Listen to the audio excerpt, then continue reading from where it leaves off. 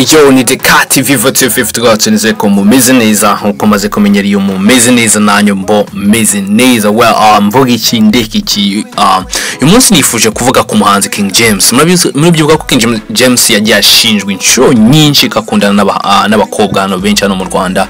Murabizi uri umustar cyane cyane ukunze kwifata udakunze gutanga amakuru cyangwa se kujya muri public komeze nka King James. King James murabizi ntaga akunda kujya muri public ibintu nk'ibyo, akunda abakobwa byo birazwi. King James buranga akunda abakobwa cyane ariko ntaga ashobora kuba yajya muri public avuga ati ngiye nkundana n'uyu nguyu. So kubwizo mpamvu rero hari rumors zizazi flying around zivuga ati King James akundana na kanaka bimeze bityo na bityo. So King James ari mu bahanzi bagiye bashinjwa gukundana n'abakobwa benshi. Uyu munsi rero twavuze ati reka tushyire urutonde rw'abakobwa bagiye bashinjwa gukundana. So I'm a run up girl used to be quiet till I brought that loud. Undi ku muntu wa mbere turaza kuvuga ati King James yashinzwe mu myaka ya 2010 2012 ndakeka 2012 yashinzwe gukundana na Princess Priscilla. Murabyuka icyo gihe byaravuzwe hirya no hino mu binyamakuru mu hirya no hino ko ntago nabisubiramo abakurikira showbiz hano mu Rwanda. Murabizi King James yashinjwe gukundana na Princess Priscilla, ndetse abantu benshi bavuga yuko harimo ubucuti hagati yabo nabo, ubucuti bari bafitanye umubano w'ubucuti very close. Gusa ni amakuru utaproving uvuga ati hari byinshi bagiye bageraho nka couple nk'iki cyangwa se ntago bigeze bajya official bavuga ngo ni couple. Gusa nuko icyo gihe bavugaga ko King James, ndetse muranabyuka ko inkuru yavugaga cyane yuko bavugaga ko King James yarahanganye cyane n'umuhanzi Mani Martin. Mani Martin nawe yavugaga icyo gihe yuko yarahanganye na King James kuba bashaka wakwegukana Princess Priscilla. Ndetse murabyuka ko buri muhanzi uko ari babiri, umwe yasohoraga indirimbo y'urukundo bakavuga ati yayisohoreye Princess Priscilla, undi nawe yayisohora bakavuga ati yayisohoreye Princess Priscilla. Gusa biza kurangira bigiye bigaragara ko nta rukundo ufitanye. Mubyibuke ko King James yaje kwerekeza Princess Priscilla yaje kwerekeza muri Leta Zunze Ubumwe za Amerika. Yamaze amezi make ya King James nawe yerekezayo, baza kugaragara bari mu mashusho y'indirimbo ndagutegereje. So abantu benshi bongera bavuga ati King James ashobora kuba akunda na Princess Priscilla, noneho akaba ari niyo mpamvu yagiye muri Amerika bakaba akavuga ati ndagutegereje iyo ndirimbo inasohoka. mu byuka bavuga ko yayikoreye Princess Priscilla, noneho aza no kujya muri Amerika. Murabyibuka kuri Miami Beach kabisa ariho bayishutingiye amashusho yayo. Abantu bavuga ati kabisa noneho King James na Princess Priscilla noneho barabyemeje ko bari mu rukundo. Gusa byaje kurangira basanze ko nta rukundo barimo, birangira story igenda gutyo.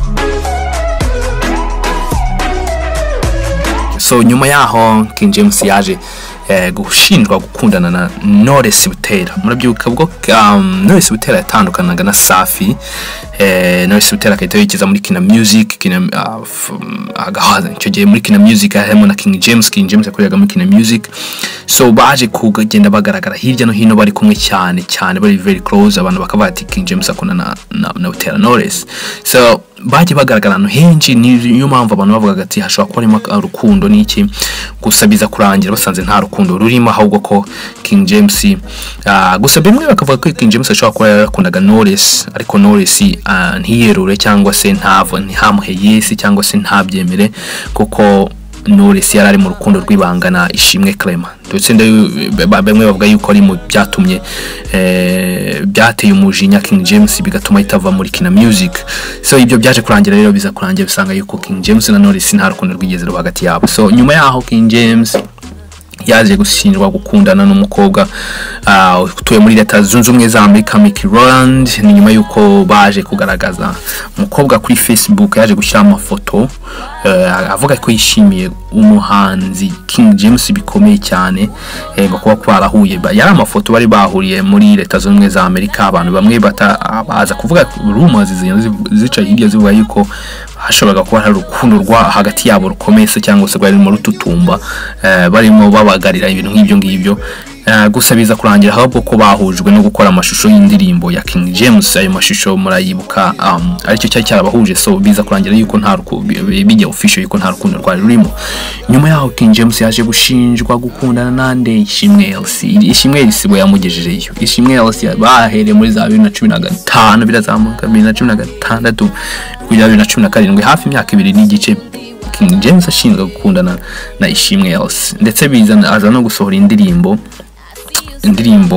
so bayita ngo iki, so bamushinja kuba ari we yiririmbiye. King James icyo gihe avuga ko yari mu rukundo n'umukobwa warurangije high school. Icyo gihe Ishimwe Elsie yararangije high school. So mu magambo nicyo kintu kingora kuba nahamya yuko King James atakundanye na Elsie. King James ashobora kuba 45% yarakundanye na Elsie ndetse bakajya mu rukundo, wenda byajya public bitangiye kujya hirya bitangiye kuvugwa cyane bakabireka, ariko King James description zose yatangaga umukobwa bakundanaga bamacingaga na Elsie, kandi inshuti zabo za hafi zavugaga ko yuko bari bafitanye ubucuti bukomeye. So nyuma y'imyaka 2 n'igice bashinjwa gukundana bakabihakana bakajya hirya hino, icyumweru gishize Ishimwe Elsie ku rubuga rwe rwa Instagram yashyizeho full stop final, agaragaza ko nta rukundo yigeze agirana n'umuhanzi King James, ndetse avuga yuko afite umukunzi ubu ngubu bari kumwe, ndetse ugiye ku rubuga rwa Elsie biragaragara hari umusore rwose ubu ngubu bari kumwe, binagaragara ko bari mu rukundo. So ukibaza impamvu rero, so King James ko ari umustar, nicyo kintu gituma agenda ashinjwa gukunda n'abakobwa batandukanye, hari n'abandi benshi tutavuze, gusa agenda ashinjwa gukunda n'abakobwa benshi. Kubwizo mpamvu rero nawe urabyumvira umustar cyane ko King James adakunda kujya muri public avuga ati mfite girlfriend cyangwa ibindi kintu ibiki. Ibintu ngiye ku ruhande rumwe namushimira kuko it's a good strategy. Nta kantu keza kuko bigabanya za rumor. Yes, byongera rumors ariko bigaragaranya ko wakwi-expose urabizi cyangwa ukishyira muri public ku bintu cyane iyo umwe yakatiye undi. Murabyuka amakapa ya star agenda akatirana bikavugwa cyane, ibintu bitari byiza na gato. So nuko nguko rero bimeze. King James ubu ngubu akaba ngo nta mukobwa n'umwe bakundana, ngo ndetse katanashishikajwe cyane no gushaka umukobwa bakundana. So ngaye nguko rero ni The Captive 250 kugeza amakuru. Ufite igitekerezo gisiga muri comment section na below, ugakora like na subscribe. Turi kumwe 5 ciao. And when you dance, it's killing me, baby. Toma nibaza, nibito, tombonari, esundi wabagahe.